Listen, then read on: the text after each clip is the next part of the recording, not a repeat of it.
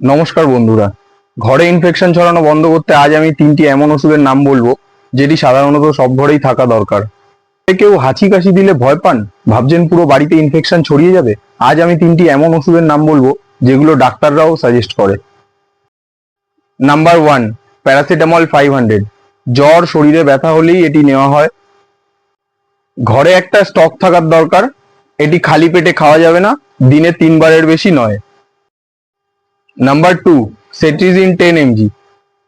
সর্দি, হাঁচি, অ্যালার্জির জন্য এটা খুব কাজের। এটা রাতে খেলে ভালো ঘুম হয়, ইনফেকশন ছড়ানোর আগেই ঠেকায়। নাম্বার 3, ওআরএস বা ইলেকট্রল। জ্বর, ইনফেকশন, ডিহাইড্রেশন এগুলো হলে ওআরএস খাওয়া যেতে পারে, অথবা গরমে বা ডায়রিয়াতেও ওআরএস ব্যবহার করা যেতে পারে।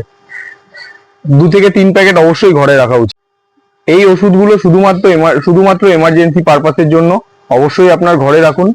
যদি আপনার বাড়াবাড়ি হয় অবশ্যই ডাক্তারের পরামর্শ নিন। ভিডিওটি ভালো লাগলে শেয়ার করুন, লাইক করুন, কমেন্ট করুন আর পাশে থাকুন। ধন্যবাদ।